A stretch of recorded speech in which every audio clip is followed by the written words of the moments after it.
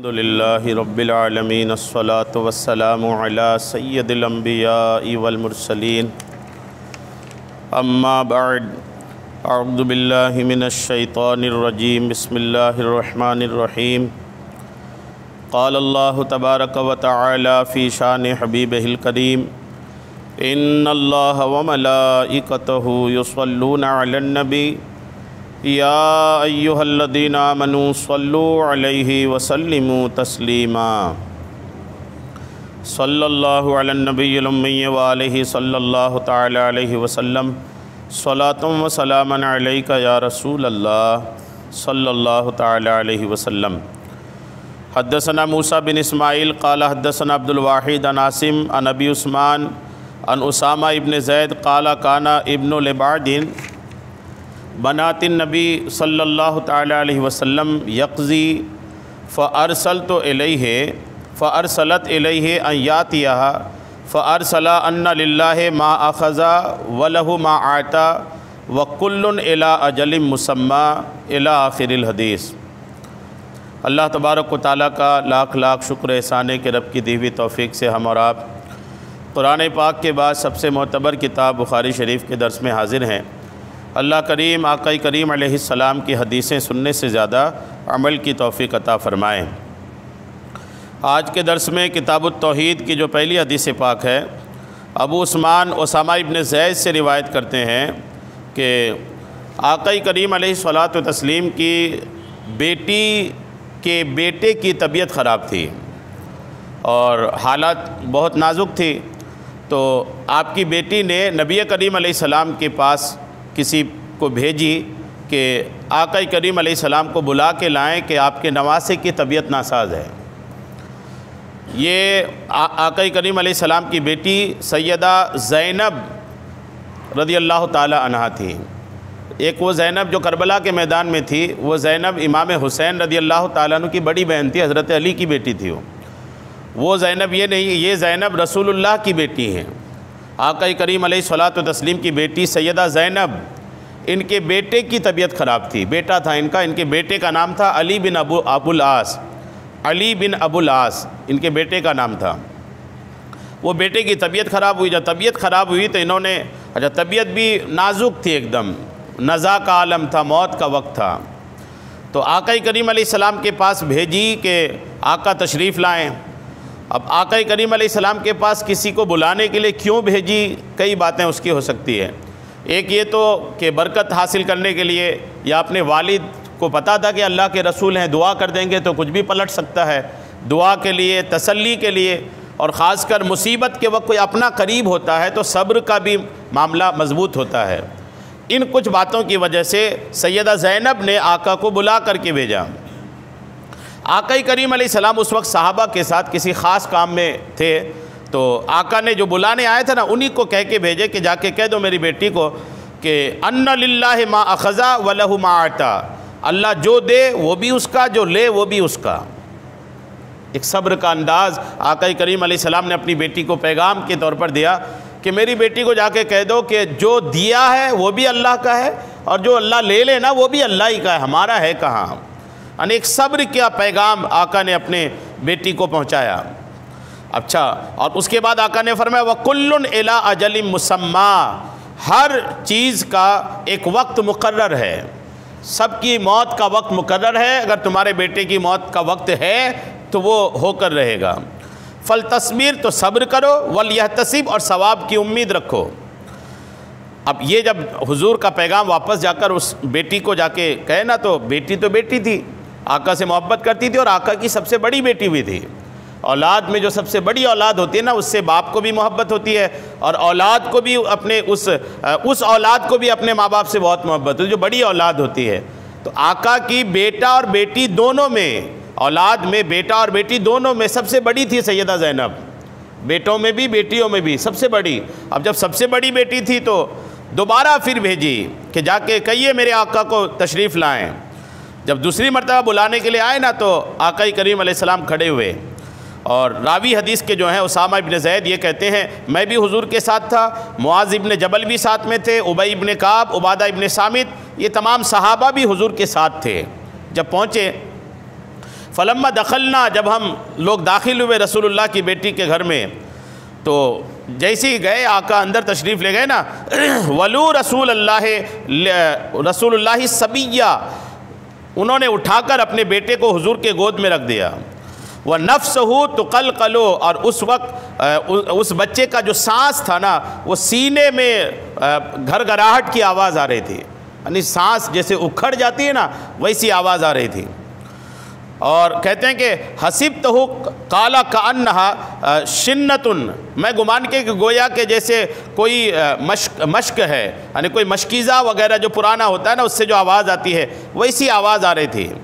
جب اپنے نواسے کو آقا نے اس حالت میں دیکھا کہ نزا کا وقت ہے، سانس اکھڑ رہا ہے، اور نواسا ہے، بڑی بیٹی کا بیٹا ہے، اور بچپنا بھی ہے، زیادہ عمر بھی نہیں ہے، جب اپنی بیٹی کے بیٹے کی یہ حالت دیکھا، نانا کو نواسے سے ویسی محبت ہوتی ہے، جب اپنی یہ کنڈیشن دیکھا نا تو فبکا رسول اللہ، تو آقا کریم رونے لگے، آقا رونے لگے۔ جب آقا رونے لگے تو فقال سعد بن عبادہ، جو ساتھ میں ایک صحابی تھے سعد بن عبادہ، انہوں نے کہا اتبکی یا رسول اللہ، آپ رو رہے ہیں؟ یا رسول اللہ آپ رو رہے ہیں؟ ان کو حیرت ہوئی کہ رسول اللہ کیسے رو رہے ہیں جبکہ ساری چیز اللہ کی ہے، اللہ تبارک و تعالیٰ چاہے دے چاہے لے۔ ابھی حضور نے پیغام بھیجا تھا کہ بچہ رہ جائے تو بھی اللہ کا، چلا جائے تو بھی اللہ کا، پھر بھی آقا رو رہے ہیں۔ تو پوچھا یا رسول اللہ آپ رو رہے ہیں؟ تو حضور کا جواب سنیے، فقال، حضور فرماتے انما یرحم اللہ من عبادہ الرحماء، اللہ تعالیٰ اپنے انہی بندوں پر رحم فرماتا ہے جو بندے ایک دوسرے پر رحم کرتے ہیں۔ گویا کہ آقا نے یہ پیغام دیا کہ مجھے رحم آ رہا ہے، میرا نواسا ہے، مجھے جو ان سے ایک تعلق ہے، محبت ہے، وہ جو مجھے رحم آ رہا ہے نا اس کی وجہ سے مجھے رونا آ رہا ہے۔ تو آقا روئے، اور بچہ انتقال بھی کر گیا تھا۔ تو بچے کا نام تھا علی بن ابو العاص، امی سیدہ زینب رضی اللہ تعالی عنہ، اور ان کے والد صاحب کا نام تھا ابو العاص۔ یہ حضور کے بڑے داماد ہیں، ابو العاص بڑے داماد ہیں، ایک ہی داماد بس عموماً لوگوں کو یاد ہے، حضرت سیدنا علی المرتضی شیر خدا۔ الحمدللہ شیر خدا کی شان اپنی جگہ، لیکن حضور کے سارے داماد ہمیں یاد رہنا چاہیے نا۔ حضور کے بڑے داماد ہیں سیدنا ابو العاص، اور مجلے داماد ہیں حضرت عثمان غنی رضی اللہ تعالیٰ عنہ، جن کے پاس 2 بیٹیاں حضور کی تھیں، اور چھوٹے داماد ہیں سیدنا علی المرتضی شیر خدا کرم اللہ تعالیٰ وجہہ الکریم۔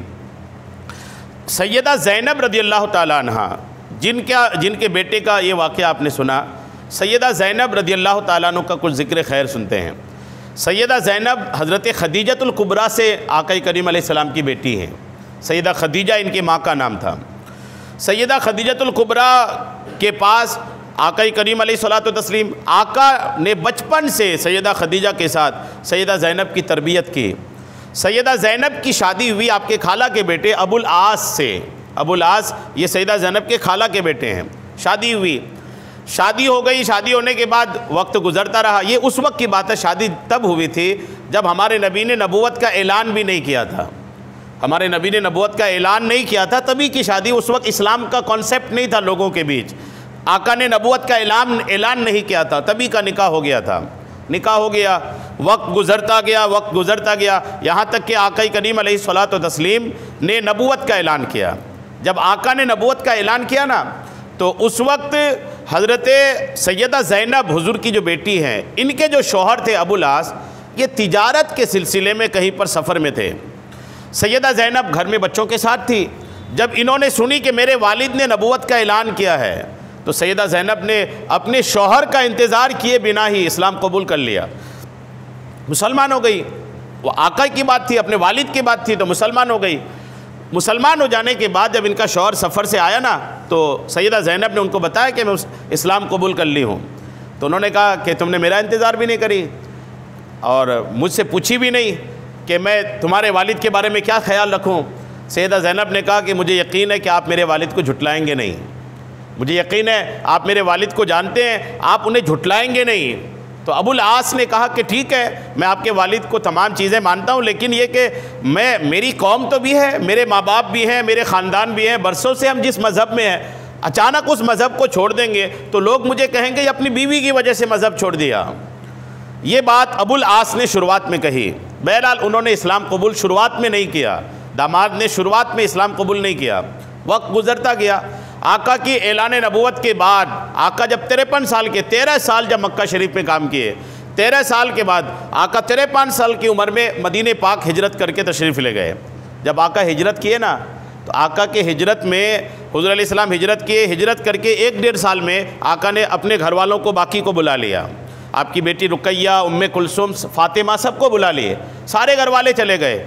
اب بچی صرف حضرت سیدہ زینب، یہ اس لیے نہیں جا پائی کہ یہ دوسرے کے نکاح میں تھی، ان کا شوہر تھا، اور اس وقت تک اللہ کا یہ حکم نہیں آیا تھا کہ اگر عورت مسلمان ہے اور اس کے شوہر نے اسلام قبول نہیں کیا تو ان کو الگ کر دیا جائے، اللہ کا ایسا کوئی حکم آیا نہیں تھا۔ تو آقا نے اپنی بیٹی کو بھی واپس نہیں بلایا تھا، وہ اپنے شوہر کے ساتھ تھی، بھلے انہوں نے اسلام قبول نہیں کیا تھا۔ اب آقا بھی چلے گئے، اور اچھا اس سے پہلے آقا کی ہجرت سے پہلے حضرت خدیجہ بھی انتقال کر گئی۔ اب سیدہ زینب کے ساتھ کیا ہوا؟ سیدہ زینب کی ماں حضرت خدیجہ انتقال کر گئی، آپ کے والد مکہ چھوڑ کر مدینہ تشریف لے گئے، 1-1.5 سال کے بعد آپ کی تینوں بہنیں وہ بھی مدینہ چلی گئیں۔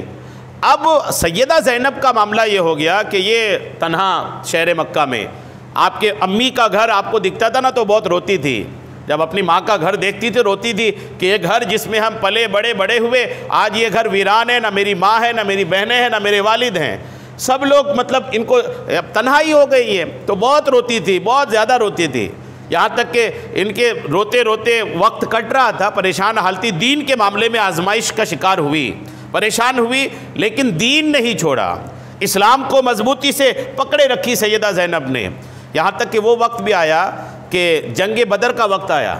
جنگ بدر میں مکہ کے کفار اور آقا کے بیچ مقابلہ تھا۔ جب جنگ بدر کی بات آئی نا تو سیدہ زینب بہت گھبرائی، وہ کہتی تھی کہ اگر جنگ بدر میں میرے والد ہارتے ہیں تو میں یتیم ہوتی ہوں، اور اگر مکہ کے کفار ہارتے ہیں تو میں بیوہ ہوتی ہوں، یعنی دونوں طرف میرے لیے مشکل ہے، چونکہ اگر مکہ کے کفار ہارتے ہیں تو ان کفار میں، مکہ کے کفار جو گئے تھے نا، مکہ کے کفار کی لشکر میں ابو العاص بھی تھے، حضور کے داماد، یہ بھی تھے مکہ میں کفار کی طرف سے۔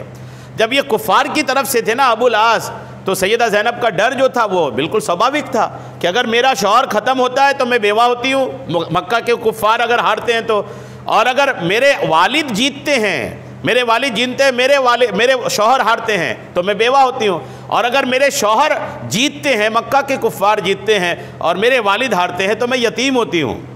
دونوں طرف سے ان کے لیے مشکل کا معاملہ تھا۔ بہرحال روتے دوتے وقت ان کا کٹ رہا تھا، یہاں تک کہ جنگ بدر میں مقابلہ ہوا، اللہ نے اسلام کو فتح دیا۔ جب اسلام کو فتح ملی نا تو کسی عورت نے سیدہ زینب کو آ کے کہا، کیا تم نے سنی بہت بڑا حادثہ ہو گیا؟ تو یہ کہتی میں گھبرائی، میرا دل دھک دھک کرا کہ کیا حادثہ ہو گیا، میرا شوہر جنگ میں ہے، کہ یہ میرے شوہر کی موت کی خبر تو نہیں لائی؟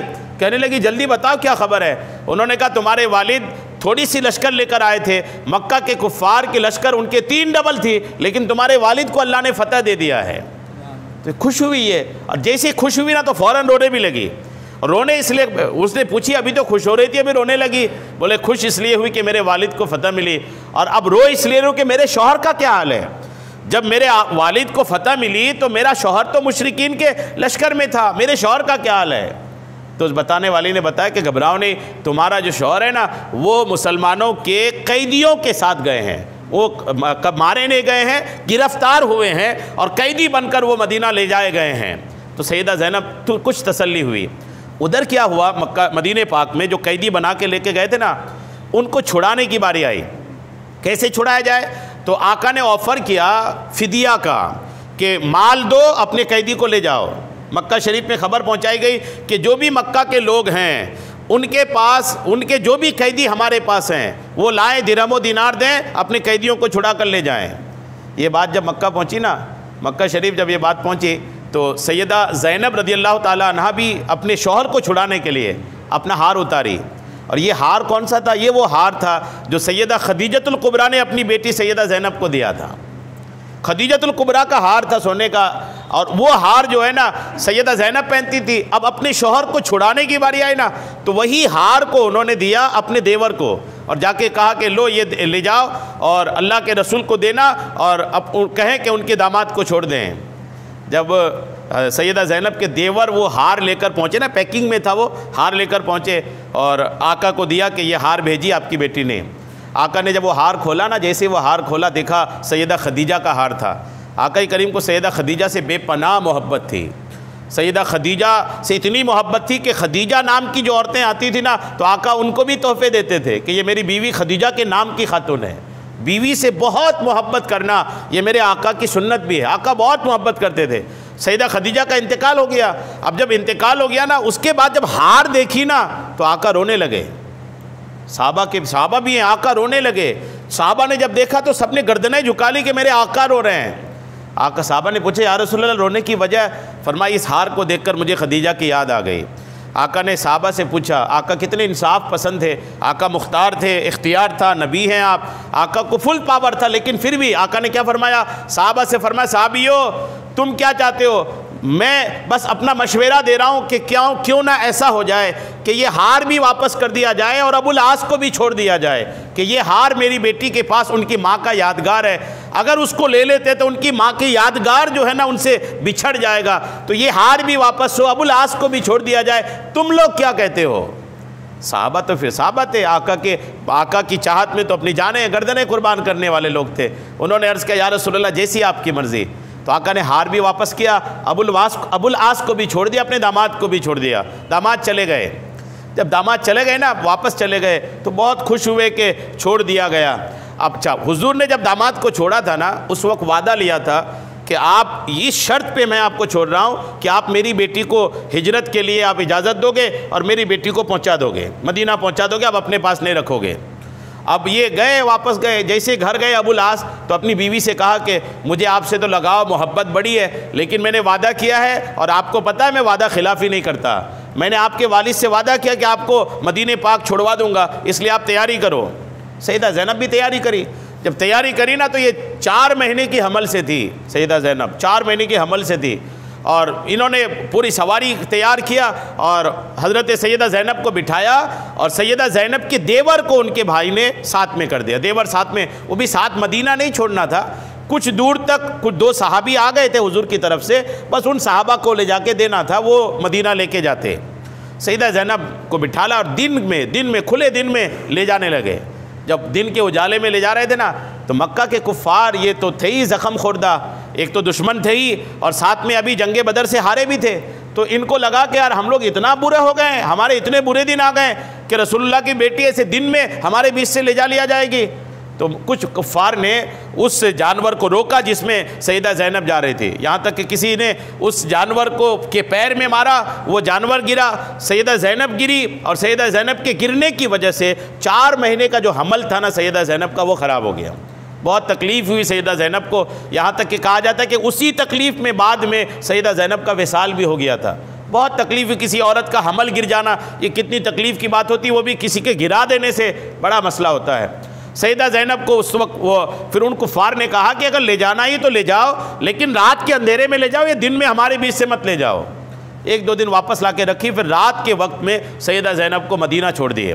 سیدہ زینب مدینہ آ گئی، اب رہنے لگی مدینہ اپنے بچوں کے ساتھ۔ ادھر ابو العاص جو تھے نا، ابو العاص جو تھے یہ کئی قافلے میں گئے تھے تجارت کے، وہ آ رہے تھے، مسلمانوں کی جنگ ہوئی ابو العاص کے قافلے کے ساتھ، ابو العاص کے ساتھ مشرکین کا قافلہ تھا۔ ابو العاص نے جان بچا کر کے اس قافلے سے کسی طرح چھپتے چھپاتے مدینہ بھاگا، اور وہ تو مدینہ بھاگ گیا، باقی سارا مال مسلمانوں نے لوٹ لیا۔ ہوا یہ کہ مسلمان مدینہ واپس آئے، ابو العاص جو ہے نا چھپتے چھپاتے اپنی بیوی زینب کے پاس پہنچ گئے، رات کا وقت تھا، زینب کے پاس گئے، جیسے زینب کے پاس گئے نا تو زینب نے دیکھا تو بڑی خوش ہوئی، تو ساتھ میں ابو العاص کہنے لگا خوش مت ہو، میں مسلمان ہو کر نہیں آیا ہوں، تمہارے والد کے صحابہ نے ہمارے ساتھ جنگ کی اور وہاں پر ہوا یہ کہ ہم جان بچا کر کے آئے ہیں، اور میں یہ کہتا ہوں کہ میرا جو مال ہے نا وہ واپس کر دیا جائے، اپنے والد کو کہو میں وہ مال جا کر کے واپس مکہ چھوڑا ہوں، اس کے بعد دیکھوں گا اسلام قبول کرنے کے بارے میں۔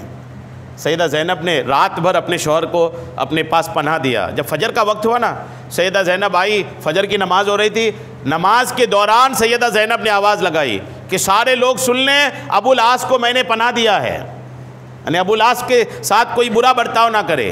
جب نماز سلام پھیرے میرے آقا نے تو آقا نے پوچھا صحابہ سے جو میں نے سنا سب نے سنا؟ بولے ہاں سب نے سنا۔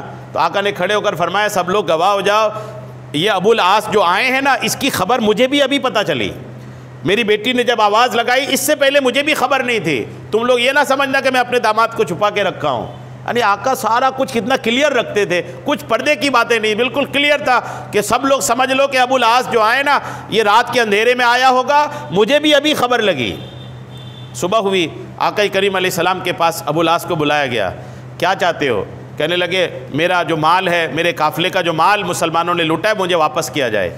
آقا کریم علیہ السلام نے جو صحابہ سے جنگ ہوئی تھی نا ان سے فرمایا کہ مال تمہارا ہے، تم چاہو تو نہیں دو، لیکن میری چاہت ہے کہ ان کو مال واپس کر دیا جائے، کیا کرنا ہے؟ صحابہ نے کہا یا رسول اللہ آپ جو چاہیں۔ دولت ان کو سارا مال واپس کر، جو کچھ تھا سب واپس کیا گیا۔ ابو العاص لے کر کے ان کو مکہ پہنچے، اور جب مکہ پہنچے نا سب کا مال واپس کیا، اور سب کا مال واپس کرنے کے بعد سب سے کہا سنو سب کا مال میں نے واپس کر دیا، کسی کے ساتھ خیانت تو نہیں کیا؟ سب نے کہا نہیں کسی سے خیانت نہیں کیا، سب کا مال واپس کر دیا مکہ میں۔ تو انہوں نے جب سب کا مال واپسی کا اقرار لے لیا نا، پھر ابو العاص نے آواز لگائی کہ اب سب لوگ گواہ ہو جاؤ کہ اشہد ان لا الہ الا اللہ و اشہد ان محمد رسول اللہ۔ اب جا کر کے سیدنا ابو العاص رضی اللہ تعالی عنہ اسلام قبول کر کے مسلمان ہو گئے، اور مسلمان ہو کر فوراً ہجرت کر کے آقا کی بارگاہ میں بھی تشریف لائے، آقا کے ساتھ بھی رہے، اور اس کے بعد بھی الحمدللہ اسلام میں آپ نے بہت خدمات الحمدللہ انجام دیے، بہت خدمات۔ آقا بڑی محبت کرتے تھے، بعد میں ان سے، ان کی اولاد سے محبت کرتے تھے۔ امامہ ان سے ایک بیٹی تھی، آقا کریم علیہ السلام کی نواسی تھی، ان کی ایک بیٹی تھی امامہ سیدہ زینب کی، آقا بڑی محبت کرتے تھے ان سے، یہاں تک کہ کہا جاتا ہے سیدہ زینب کی بیٹی امامہ، آقا نماز پڑھتے تھے ان کو گود میں رکھے رہتے تھے، جب رکوع میں جاتے تھے تو بٹھال دیتے تھے، رکوع سجدہ سے فارغ ہوتے تھے پھر گود میں لے لیتے تھے۔ ایسی نماز بھی آقا نے اپنی امامہ سیدہ زینب کی بیٹی، سیدہ زینب کی بیٹی جب کچھ بڑی ہوئی نا، کہیں سے حضور کے پاس ایک ہار آیا تحفے میں، تو آقا نے فرمایا یہ ہار میں آج اس کو پہناؤں گا جس سے میں سب سے زیادہ محبت کرتا ہوں۔ آقا اٹھے اور اپنی نواسی حضرت امامہ کو پہنا دیا۔ تو یہ بھی ہمیں معلوم ہونا چاہیے، آقا کی سیدہ فاطمۃ الزہرا جو بیٹی ہے، اس بیٹی کا تو بہت تذکرہ ہوتا ہے، بہت تذکرہ ہوتا ہے، ہونی بھی چاہیے۔ سیدہ فاطمہ کی اپنی شان ہے، خاتون جنت ہیں، لیکن آقا کی دوسری بیٹیاں بھی ہیں، ان کا ذکر خیر بھی ہوتے رہنا چاہیے اور ہمیں معلومات بھی رہنی چاہیے۔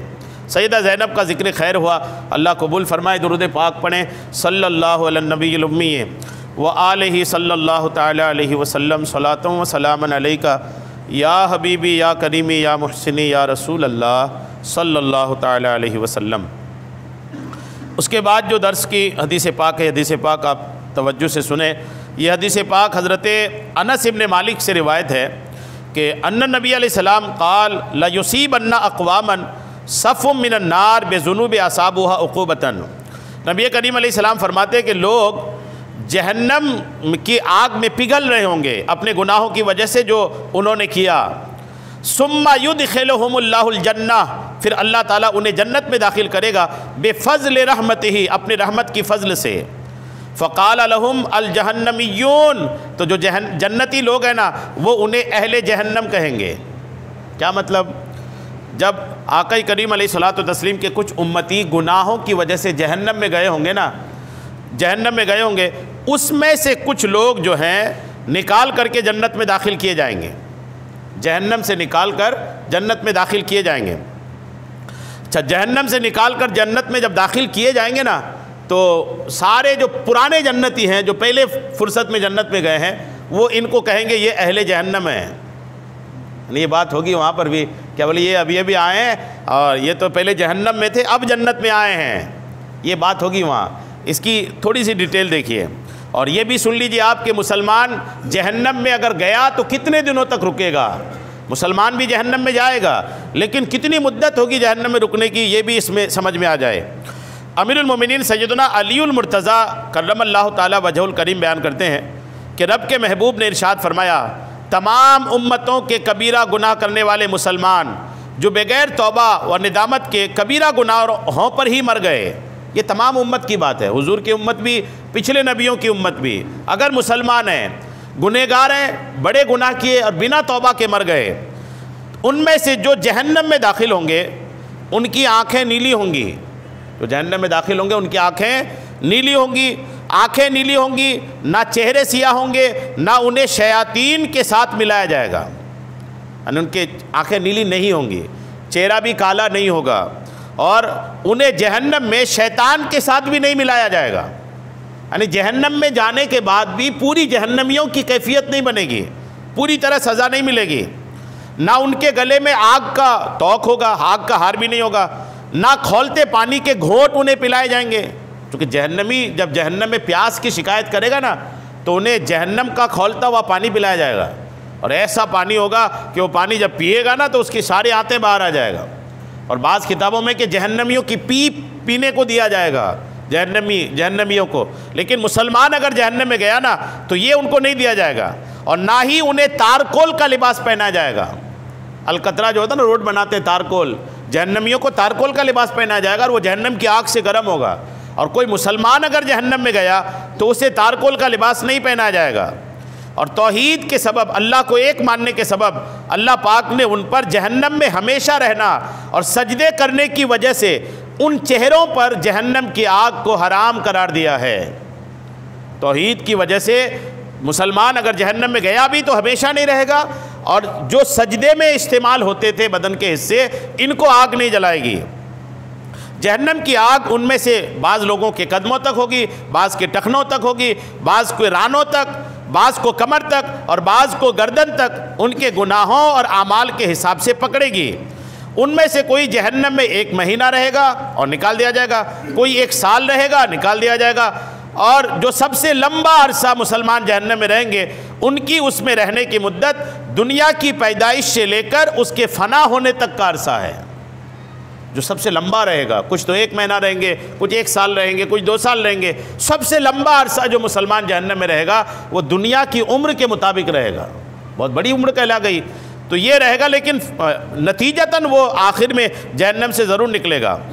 پھر جب اللہ کریم انہیں جہنم سے نکالنے کا ارادہ فرمائے گا تو یہود و نصارہ اور دیگر باطل دینوں والے اور بت پرست اہل توحید سے کہیں گے کہ تم اللہ کی اس کتابوں اور رسولوں پر ایمان لائے تھے، لیکن آج ہم اور تم دونوں دوزخ میں برابر ہیں۔ جب مسلمان جہنم میں گئے ہوں گے نا، یہودی لوگ بھی ملیں گے جہنم میں تو کہیں گے کہا ہے تم تو مسلمان ہو گئے تھے، تم مسلمان ہونے کے بعد بھی جہنم میں ہمارے ساتھ ہو، ہم نے تو تمہاری کتاب نہیں مانے تھے تو جہنم میں ہیں، تم تو مان کے بھی جہنم میں ہمارے ساتھ ہو۔ جب یہ یہودی لوگ تانا دیں گے نا تب کیا ہوگا دیکھیے، جب ان کا تانا ہوگا تو جیسے ہی وہ تانا دیں گے اس بات کے سبب اللہ پاک ان پر ایسا غضب فرمائے گا کہ اس سے پہلے کسی چیز پر کبھی غضب نہ فرمایا ہوگا اتنا۔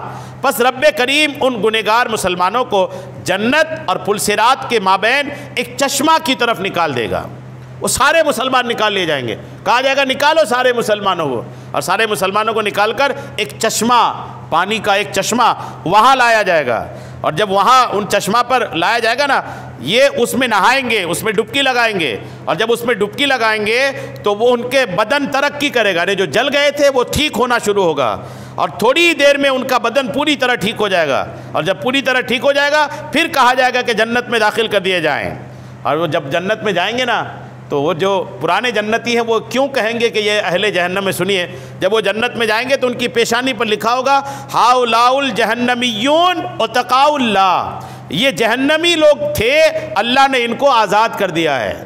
تھوڑی دیر میں پیشانی میں لکھا ہوگا، جب یہ پیشانی میں لکھا ہوا لوگ دیکھیں گے تو کہیں گے یہ جہنمی اللہ کی طرف سے آزاد کردہ ہیں، جب تک اللہ کریم چاہے گا وہ جنت میں اسی طرح رہیں گے، پھر دوبارہ بارگاہ الہی میں اس عبارت کو مٹانے کا سوال کریں گے۔ ایک وقت گزر جانے کے بعد وہ جنتی کہیں گے مولا یہ مٹا دے، یہ ہمیں اچھا نہیں لگ رہا کہ ہمارے یہ گواہی دے رہا ہے کہ ہم پہلے جہنم میں تھے۔ جب وہ دعا کریں گے تو اللہ تبارک و تعالیٰ کے حکم سے وہ مٹا دیا جائے گا، اور ان کے پاس آگ کی کیلیں ہوں گی جو جہنم میں باقی رہ گئے ہوں گے، فرشتے ان پر جہنم بند کر کے آگ کی کیلیں جو جہنم میں رہ گئے نا ان کے ساتھ یہ ہو گیا کہ ان کے پاس آگ کی کیلیں ہوں گی، جہنم میں جو باقی رہ گئے فرشتے ان پر جہنم بند کر کے آگ کی کیلیں ٹھوک دیں گے، عرش کا مالک رب کریم انہیں ان کے حال پر چھوڑ دے گا، اور اہل جنت جنتی نعمتوں اور لذتوں میں مشغول ہو کر انہیں فراموش کر دیں گے۔ یعنی یوں جو جہنمی مسلمان ہوں گے نا اللہ تعالیٰ اس کو سب کو نکال کر کے جنت میں داخل کر دے گا۔ اس کے لیے سب سے زیادہ ضروری جو چیز ہے نا وہ یہ ہے کہ ہم اپنے ایمان کی حفاظت کریں۔ ایمان اگر ہے تو کبھی نہ کبھی نکل کر جنت میں جائیں گے، اور ایمان اگر محفوظ نہیں رہا تو پھر جنت دور کی کوڑی ہو جائے گی۔ درود پاک پڑھیں صلی اللہ علیہ النبی الامی۔ صلی اللہ تعالیٰ علیہ وسلم صلاۃ و سلام علیکہ یا حبیبی یا کریمی یا رسول اللہ صلی اللہ تعالیٰ علیہ وسلم۔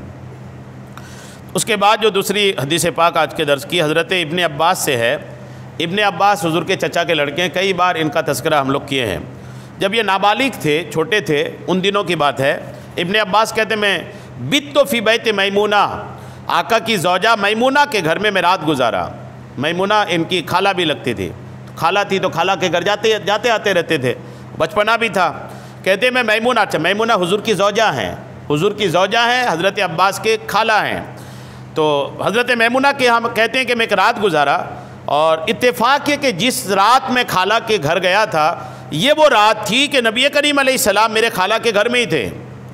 اب جب گھر میں ہی تھے تو حضرت ابن عباس کا کمال دیکھیں، ابن عباس کہتے ہیں کہ میں ارادہ کیا کہ میں آج رات بھر دیکھوں گا کہ میرے آقا رات بھر اللہ کی عبادت کس کس انداز میں کرتے ہیں، ہے نا۔ دیکھنے کا انہوں نے ارادہ کیا، دیکھا، بیان کیا، تو بخاری میں ہم سب کو مل گیا۔ اور اس سے بہت ساری چیزیں ثابت ہوں گی۔ دیکھیے حضرت ابن عباس کہتے ہیں میں نے ارادہ کیا آج رات بھر دیکھوں گا میرے آقا کیا کرتے ہیں۔ پھر ہوا یہ کہ سیدہ حضرت ابن عباس کہتے ہیں کہ جب رات کا تہائی حصہ گزرا، جب رات ہوئی تو رات کی شروعات سے کہتے ہیں کہ رات جب ہوئی نا، آقا تشریف لائے، فَيَتَحَدَّثَ رسول اللہ مَا أَهْلِهِ، آقا تھوڑی دیر اپنی زوجہ سے گفتگو کیے اور ثم رقد، پھر سو گئے۔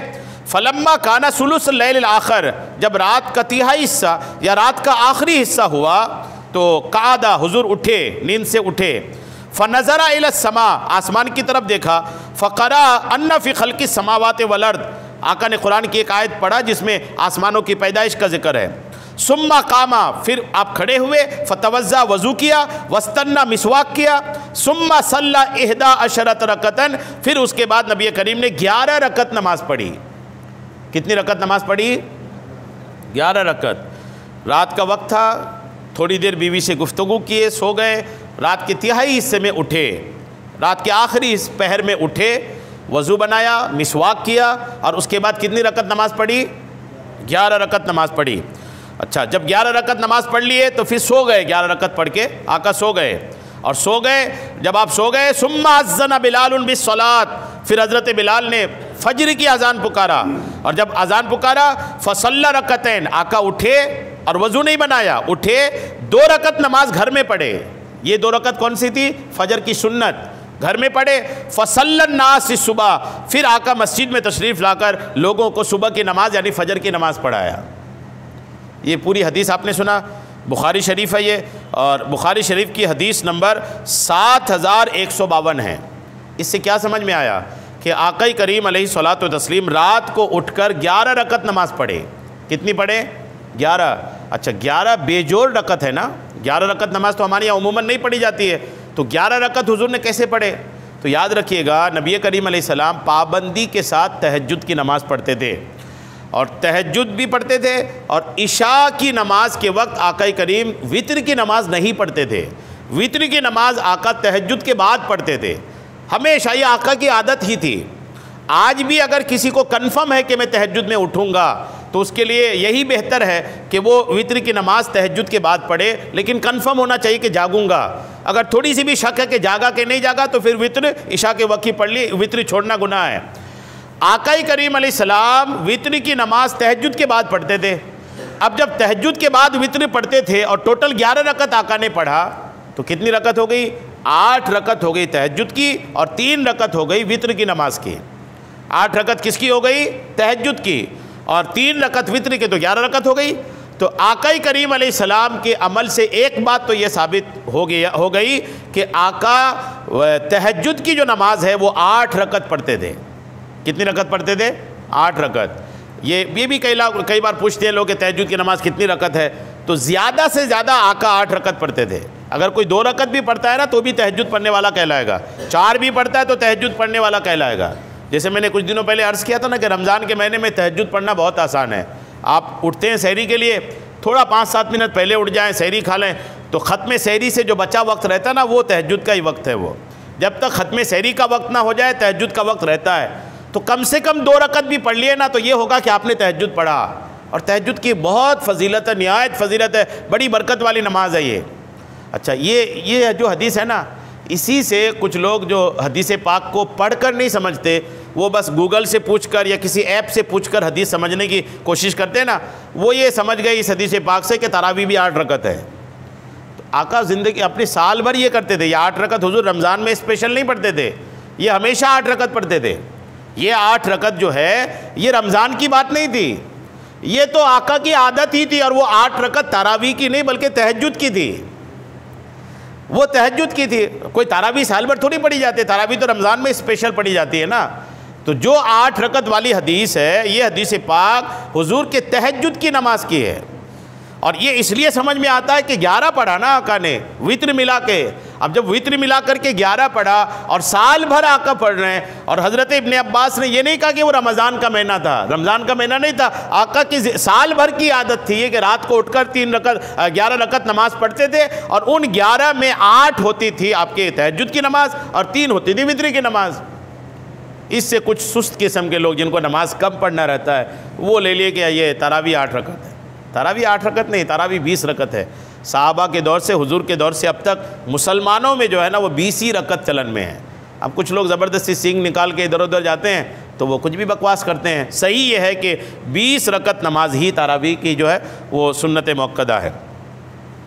اس کے بعد یہ حدیث پاک دیکھیں، یہ حدیث پاک حضرت قیس حضرت مغیرہ بن شعبہ سے کہتے ہیں، بہت بڑی خوشخبری اور بشارت اس حدیث پاک میں، کہتے ہیں سمعت النبی علیہ السلام یقول لا یزال من امتی قوم مظاہرین علی الناس حتی یاتیہم امر اللہ۔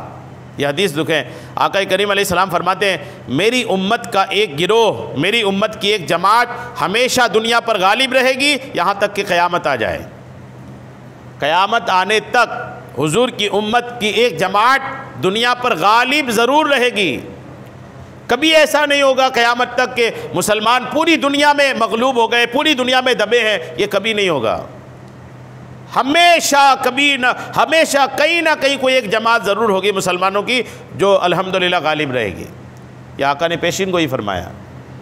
اچھا، آج اگر آپ دیکھیں تو بظاہر تو یہ سمجھ میں آتا کہ غالب ہیں بھی کہ نہیں، دنیا بھر میں تو پریشانی ہی کیے جا رہے ہیں، ہے نا، کہیں پرسان حال بظاہر نہیں ہے، تو کیا مطلب اس غالب رہنے کا؟ تو علماء کہتے ہیں غالب رہنے کا مطلب حق پہ رہنا بھی ہے۔ جو حق پہ رہتا ہے نا وہ غالب رہتا ہے۔ اگر کورٹ کے اندر جج نے کسی ناحق فیصلہ کر کے ناحق آدمی کو جتا بھی دیا نا، تب بھی حق یہ ہے کہ جیتا وہ بندہ ہے جو حق پر ہے۔ یہ کورٹ کا جج بھی سمجھتا ہے، کورٹ کے وکلا بھی سمجھتے ہیں کہ بندہ حق پر ہے، بھلے دلیل سے میں نے اس کو ہروا دیا، اس کو جتوا دیا۔ کیا فرماتے ہیں؟ یہی تو ہوتا ہے۔ جو بندہ حق پہ رہتا ہے نا اس کو ایک بات رہتی ہے سینے میں کہ میں حق پہ ہوں، بھلے میرے خلاف فیصلہ آ گیا ہے۔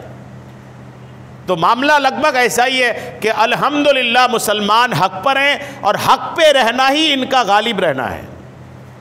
اور حق پہ رہنا، غالب رہنا، یہ فائدے کی اتنی بات ہے کہ اس حق پہ رہنے کا جو فائدہ ہے وہ قبر میں بھی ملے، حشر میں بھی ملے، اور اللہ چاہے گا تو جنت میں بھی حاصل ہوگا۔ تو ہر دور میں ایک جماعت جو ہے نا الحمدللہ وہ غالب رہے گی۔ اس کے بعد جو حدیث پاک ہیں، یہ حدیث پاک سنیں آپ اور اس امت میں ہونے کا فخر کریں۔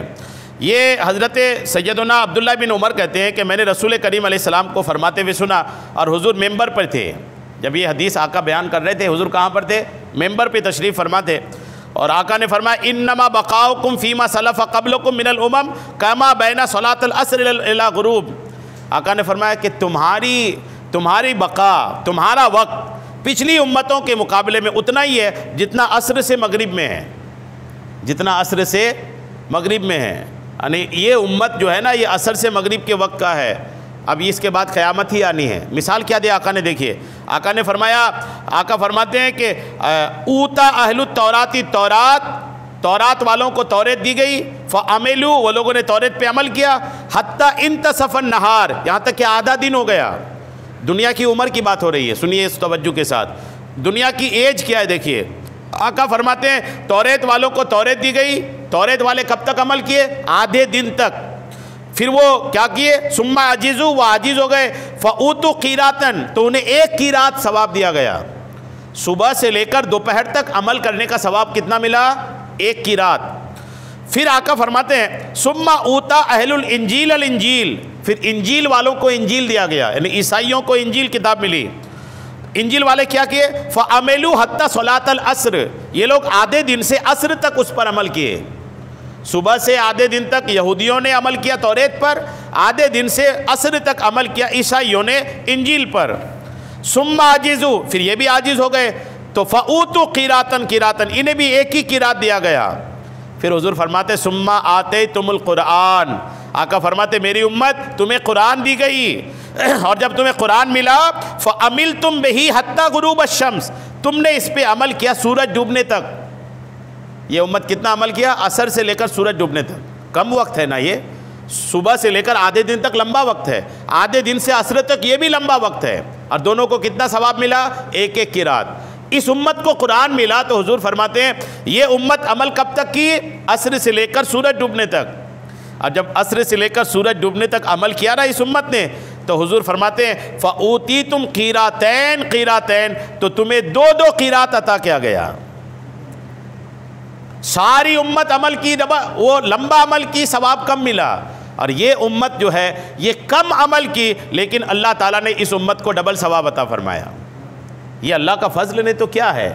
اس امت کے ساتھ یہ خاص بات ہے، الحمدللہ اس امت کے ساتھ یہ بہت خاص بات ہے کہ اللہ تعالیٰ اس امت کے کم عمل میں زیادہ ثواب عطا فرماتا ہے.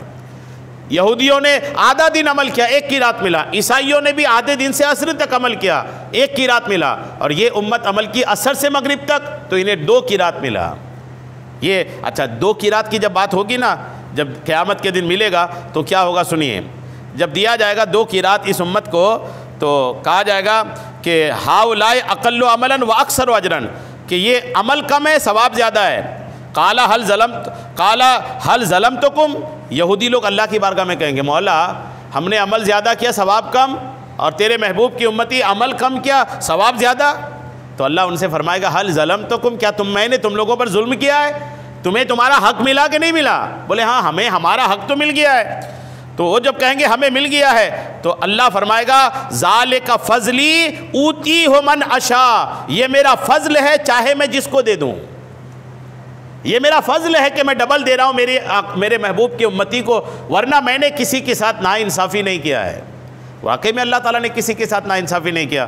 اللہ تعالیٰ اس امت کے کم عمل پر جو زیادہ ثواب دے گا نا، زیادہ ثواب کم عمل پر، یہ اپنے آپ میں ایک الحمدللہ اللہ کا بہت بڑا فضل ہے. اور اللہ کا جتنا شکر ادا کرے کم ہے کہ اللہ نے اپنے محبوب کی امتی میں پیدا کیا. صرف یہی بات نہیں کہ کم عمل میں زیادہ ثواب، اور سنیے کہ اللہ نے اس امت کو کیا کیا خاص چیزیں عطا فرمائی. اللہ کریم نے اس امت کو جو خاص چیزیں جو صرف اس امت کو ملی، سنیے اور اپنی قسمت پہ ناز کیجئے. پانی نہ ہونے کی صورت میں تیمم کی اجازت صرف اس امت کو ہے. پہلے کی امتوں میں تیمم نہیں تھا. پانی کو گندگی دور کرنے کا ذریعہ بنایا. پانی سے پاک جو ہے نا صرف اس امت والے ہوتے ہیں. پہلے کی امت میں اگر کپڑے میں نجاست لگتی نا، کپڑا کاٹ کے پھینکنا پڑتا تھا. بدن میں نجاست لگی تو بدن کا حصہ کاٹ کے پھینکنا پڑتا. کتنا مشکل تھا. اس امت کو اللہ نے کتنا آسان کیا. اور پھر نماز جمعہ کی نعمت دی. جمعہ جو ہے نا، جمعہ کی نعمت بھی صرف اس امت کے پاس ہے. پچھلی امتوں کے پاس جمعہ نہیں تھی. نماز جماعت کے اعزاز سے بھی نوازا. جماعت کے ساتھ نماز بھی پچھلی امتوں میں نہیں تھی. امت کے اتفاق کو دلیل اور اختلاف کو رحمت بنایا، جبکہ ان سے پہلوں کا اختلاف عذاب تھا. اس امت کا اختلاف، حضور فرماتے اختلاف و امتی رحمہ، میری امت کا اختلاف بھی رحمت ہے. اس امت کا اختلاف بھی رحمت ہے. اور پہلی کے امتوں کا اختلاف عذاب آیا. اور امت کے لیے تعاون کو شہادت اور رحمت بنایا. پچھلی امتوں کے لیے عذاب تھا. تعاون ایک بیماری ہوتی تھی. آج سے 100-150 سال پہلے بھی ہندوستان میں یہ بیماری آتی تھی. مہاماری ہوتی تھی تعاون. یہ 100-150 سال پہلے کہ آپ ہندوستان پڑھیں گے نا تو ملے گا آپ کو کہ تعاون کی بیماری ہوتی تھی. بستیوں میں تو بستی کے بستی ویران ہو جاتے تھے. مہاماری لوگ بولتے ہیں اس کو، لیکن عرب کی زبان میں تعاون بولتے ہیں اس کو. یہ بیماری بہت عجیب و غریب ہے. آدمی مطلب دھیرے دھیرے کمزور ہوتا ہے، بدن کے گوشت جھڑتے ہیں اور دھیرے دھیرے بالکل کمزور ہو کر ختم ہو جاتا تھا. تو اللہ تعالیٰ نے اس امت کے تعاون تو پچھلی امتوں میں بھی تھا، لیکن اس امت کے لیے اللہ نے یہ فرمایا کہ میرے آخری نبی کی امتی اگر کوئی تعاون سے مرے گا تو اسے شہادت کا درجہ ملے گا. تعاون سے مرنے والے شہید تھے. اور دعا کو مرتبہ قبولیت سے نوازا. اس امت کی دعا قبول جو ہوتی ہے یہ بھی خصوصیت ہے. اور وضو کو گناہ بخشنے کا ذریعہ بنایا. اسی امت کے ساتھ وضو بنائیں تو جو حصہ دھوئیں اس حصے کا گناہ جھڑ جائے۔ تسبیح کرنے والے امتی جب پہاڑ اور درختوں کے پاس سے گزرتے ہیں تو یہ چیزیں ایک دوسرے کو مبارکباد دیتی ہیں۔ جب کوئی مسلمان تسبیح کرتا ہوا پہاڑ کے پاس سے گزرتا ہے نا تو وہ چیزیں آپس میں، وہ جو پہاڑ ایک دوسرے کو مبارکباد دیتی ہیں۔ اور امت محمدیہ کے اعمال اور روحوں کے لیے آسمان کے دروازے کھول دیے جاتے ہیں اور فرشتے انہیں مبارکباد دیتے ہیں۔ اور اس امت میں قطب، اوتاد اور نجبا اور ابدال اولیاء کرام ہوتے ہیں، یہ بھی اس امت کی خاصیت ہے۔ امام حسن فرماتے ہیں اگر ابدال نہ ہوتے تو زمین اپنے خزانوں سمیت دھنس جاتی، اگر نیک لوگ نہ ہوتے تو زمین میں فساد ہوتا، اور اگر علماء نہ ہوتے تو لوگ جانوروں کی طرح ہوتے۔ حضرت امام حسن کا قول ہے۔ اور کون سی چیز خاص ہے؟ آسمان کے فرشتے امت کی اذان اور تلبیہ سنتے ہیں۔ کیا بات ہے! امت جب اذان پکارتی ہے اور حاجی لوگ جب تلبیہ پڑھتے ہیں تو اذان کی آواز اور تلبیہ کی آواز آسمان کے فرشتوں تک پہنچتی ہے۔ کیا کیا بیل لگائیں گے؟ مائک بند بھی ہو نا، ٹھیک ہے مائک بند ہو جائے، اللہ تعالیٰ آواز پہنچانے والا ہے۔ آپ سنیں یہ روایت سنیں کہ جب زمین پر اذان ہوتی ہے تو اذان کی آواز اللہ کے فرشتوں تک پہنچتی ہے۔ حاجی حج و عمرہ کے دوران جو تلبیہ پڑھتے لبیک اللہم لبیک جو پڑھتے ہیں اس کی آواز فرشتوں تک پہنچتی ہے۔ یہ بھی خاصیت الحمدللہ۔ امت میں کوئی ایک بھی ایسا نہیں ہے جسے رحمت سے نوازا نہ جائے۔ حضور کی امت کا ہر بندہ رحمت سے حصہ پائے گا۔ اور یہ امت جب جہاد کرتی ہے تو فرشتے بھی مدد کے لیے حاضر ہوتے ہیں۔ اس امت کو قرآن میں اے ایمان والو کہہ کر پکارا گیا ہے، جبکہ پچھلی امتوں کو ان کی کتابوں میں اے مسکینوں کہہ کر پکارا گیا تھا۔ الحمدللہ، اے ایمان والو، یا ایھا الذین آمنوا، آپ جب قرآن پڑھتے ہیں تو ملتا ہے نا یا ایھا الذین آمنوا، یا ایھا الذین آمنوا، بہت ساری جگہوں میں ہے۔ تو یا ایھا الذین آمنوا مطلب اے ایمان والو۔ اب غور کریں، اللہ پکار رہا ہے اے ایمان والو، الحمدللہ، مزہ آ جائے نا، اے ایمان والو، اللہ پکارے تو مزہ آتا ہے نا۔ جیسے کوئی بندہ کلیکٹر بن کے آیا، دنیا ان کو کلیکٹر کہہ دے اتنا مزہ نہیں، لیکن باپ اگر بولے بیٹا کلیکٹر صاحب بیٹھو، تو بیٹا تو اس وقت پھولے گا نا، میرا باپ مجھے بول رہا ہے کلیکٹر۔ نہیں، وہ ایک لطف آتا ہے جب کوئی اپنا بڑا اپنے آپ کو عہدے دے کے بلاتا ہے نا تو بڑا ایک لطف آتا ہے۔ یہ عہدے دار ہی سمجھ سکتا ہے اس کی کیفیت کیا ہے۔ تو اب غور کریں، ایمان والوں کو خدا پکارے اے ایمان والو، تو یہ لذت نہیں تو کیا ہے۔ اور سجدوں کا اثر ان کے چہرے سے نمایاں ہوگا، یہ بھی اس امت کی خاصیت ہے کہ جب سجدہ کرتے ہیں نا یہ سجدے کا اثر قیامت کے دن چمکے گا۔ اور یہ امت پل صراط سے جلد گزرنے کا موقع بھی پائے گی۔ نیک لوگ گنہگاروں کی شفاعت کر سکیں گے، یہ بھی اسی امت کے ساتھ ہے۔ پچھلی امت کے نیک لوگ شفاعت نہیں کریں گے، صرف نبی شفاعت کریں گے۔ اس امت کے نبی بھی شفاعت کریں گے اور نیک لوگوں کو بھی شفاعت کا موقع ملے گا۔ اللہ پاک اس امت کے جن لوگوں کو دنیا میں ان کے کیے کی سزا دے گا تو وہ قیامت کے دن ان گناہوں سے پاک ہو کر آئیں گے۔ جیسے دنیا میں اسلامی حکومت جب تھی تو سزائیں دی جاتی تھی نا، تو جب سزا کسی کو دے دی گئی کسی گناہ کا تو آخرت میں پھر اس کا عذاب نہیں ہے۔ اس امت کے 70,000 لوگ بغیر حساب کتاب جنت میں داخل ہوں گے، 70,000، اور کتابوں میں کہ ہر 70,000 کے ساتھ 70,000 ہوں گے۔ 70,000 جو ہوں گے نا، ہر 70,000 کے ساتھ 70,000 الحمدللہ ہوں گے۔ 5 نمازوں کی نعمت سے اس امت کو نوازا گیا ہے۔ 5 نمازیں بھی پچھلی امتوں میں نہیں تھی، اور یہ نمازیں ان کے گناہ بخشوانے کا ذریعہ ہے۔ اور اللہ پاک نے سب سے زیادہ آسانیاں اس امت کو عطا فرمایا ہے۔ پچھلی امتوں میں گناہوں کی توبہ کے لیے خود کو قتل ہونا تھا، جی کوئی توبہ کرنا تھا نا اس کو قتل ہونا پڑتا تھا، اور اب تو یہ کہ ہاتھ اٹھاؤ، دل کو حاضر کرو، آنکھوں سے آنسو چند قطرے بہا دو اور توبہ کا لفظ بول دو، اللہ توبہ قبول فرماتا ہے الحمدللہ۔ اس امت سے آزمائش اٹھا لی گئی۔ حرام کی طرف اٹھنے والی نگاہ کا کفارہ آنکھ پھوڑنا تھا۔ پہلے اگر کوئی حرام کی طرف نظر اٹھاتا تھا نا اس کا کفارہ یہ تھا کہ آنکھ پھوڑ لو، غور کریں۔ اور اب تو یہ ہے کہ حرام اگر دیکھ بھی لیتا ہے آدمی تو یہ کفارہ نہیں، توبہ کرے الحمدللہ قبول ہے۔ اور گندگی جہاں لگ جاتی تو اسے پانی سے پاک نہیں کیا جا سکتا تھا بلکہ کاٹنا پڑتا، اور اس امت کے لیے ایسا نہیں ہے۔ 25% مال زکوٰۃ، 2.5% مال زکوٰۃ دینے کا حکم تھا، پہلے 25% حکم تھا، اس امت کو فقط 2.5% دینے کا حکم ہے۔ پہلے کی امت میں زکوٰۃ 25% تھا، یعنی 1 روپے میں 25 روپے، 100 روپے میں 25 روپے زکوٰۃ دینا پڑتا تھا، اب الحمدللہ 2.5% زکوٰۃ ہے۔ خودکشی کرنے والے پر پہلے جنت حرام تھی، اس امت کے لیے حکم نہیں ہے۔ اس امت میں اگر کوئی خودکشی کرتا ہے اور ایمان پر اس کا خاتمہ ہوتا ہے تو وہ جنت میں جائے گا، اور اس امت کے لیے خم نہیں ہے۔ اچھا، امت کے کسی فرد کا عمل نامقبول ہو تو اس کی پردہ دری رہتی ہے، جبکہ گزشتہ امتوں کو عمل کے نامقبول ہونے پر رسوائی کا سامنا بھی کرنا پڑتا تھا۔ جی ہاں، جب بنی اسرائیل کا کوئی فرد گناہ کرتا تو کھانے کے ذائقے سے محروم کر دیا جاتا تھا۔ بنی اسرائیل کا کوئی آدمی اگر گناہ کرتا تھا نا تو زبان میں جو ذائقہ چکھنے کی طاقت ہے اس کی ختم ہو جاتی تھی سزا کے طور پر۔ اور کچھ اگر اللہ کی بارگاہ میں پیش کرنا ہوتا تھا تو وہ لوگ کیا کرتے تھے، جیسے مال دینا ہے اللہ کے راستے میں تو مال اٹھاتے پہاڑ کے اوپر رکھتے، اگر آگ آئی اور وہ مال جلا دی تو قبول ہے، اور آگ آ کے نہیں جلائی تو قبول نہیں ہے۔ تو جس کا مال قبول نہیں ہوتا تھا کلیئر ہوتا تھا کہ اس کا مال اللہ نے قبول نہیں کیا، اور اس کے گناہ گھر کے دروازے پر لکھ دیے جاتے پہلے جو گناہ کرتے۔ اس امت پر رب کریم نے پردہ رکھا ہے کہ استغفار کرنے سے ان کے گناہ بخش دیتا ہے، اور شرمندگی کا احساس ان کی توبہ ہے، اور پچھلی امتوں پر آنے والے عذاب اس امت پر نہیں آئیں گے۔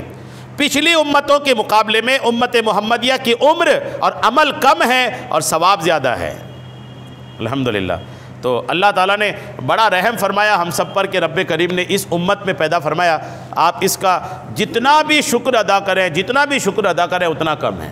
اللہ تعالیٰ ہم سب کو خوب عمل کی توفیق عطا فرمائے، آمین، بجاہ النبی الامین صلی اللہ تعالی علیہ وسلم۔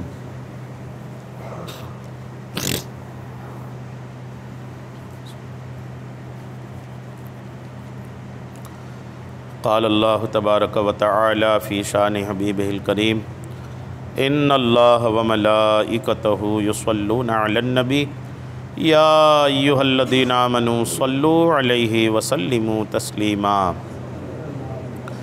صلی اللہ علی النبی الامی وآلہ صلی اللہ تعالی علیہ وسلم، صلاۃ و سلام علیک یا رسول اللہ۔ سبحان ربک رب العزۃ عما یصفون وسلام علی المرسلین والحمد للہ رب العالمین۔ حق لا